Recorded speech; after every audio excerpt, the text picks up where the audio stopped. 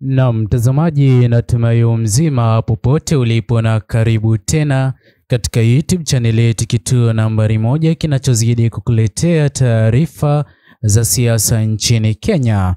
Naam, asubuhi ya leo ni habari njema kwa idadi kubwa ya Gen Z walioweza kumpendekeza aliyekuwa jaji mkuu wa taifa hili la Kenya, Mheshimiwa David Maraga kuwania kiti cha urais katika uchaguzi wa Agosti mwaka 2027, kwani asubuhi ya leo Mheshimiwa Irungu Kang'ata ameweza kufunguka na kufichua siri hizi nzito ambazo Wakenya hawakuwa wanazifahamu kuhusiana na Mheshimiwa David Maraga. Habari njema ni kwamba David Maraga ni kiongozi pekee hivi sasa katika taifa hili la Kenya ambaye hana kesi yoyote ile ya kisiasa inayozidi kumkabidhi na kuwa huru kwa nia kiti cha urais katika uchaguzi wa Agosti mwaka 2027. Ila mtazamaji, kwanza kabisa ningependa nikushukuru wewe hapo unayezidi kutupa support katika YouTube channel hii kwa kusubscribe, like, comment na kushare video zetu.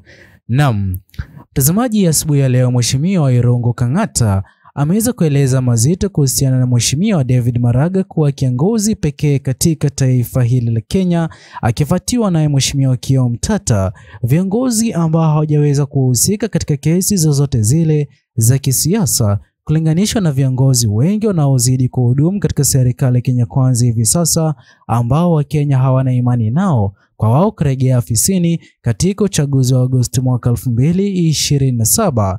Na pia Mheshimiwa Irungu Kang'ata ameweza kufunguka moja ya kesi iliyoweza kufunguliwa katika uongozi wa serikali ya Jubilee iliyokuwa ikiongozwa na Mheshimiwa Rais mstaafu Uhuru Kenyatta na Mheshimiwa Rais William Ruto, wakati huo akiwa naibu wa rais, dhidi ya Mheshimiwa David Maraga. Kesi hiyo iliweza kujulikana ya kwamba watoto waliokuwa wameweza kusingizia Mheshimiwa David Maraga iliweza kuwa ni kesi ili aweze kupatikana na tatizo na kumzuia yeye kufanikisha azma ya kuwa jaji mkuu wa taifa hili la Kenya.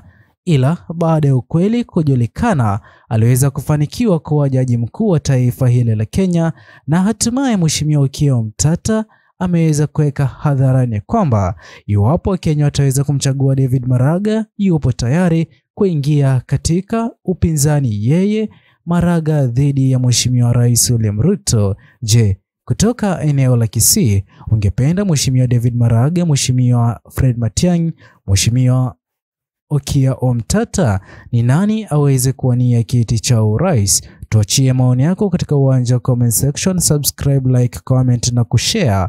Asante.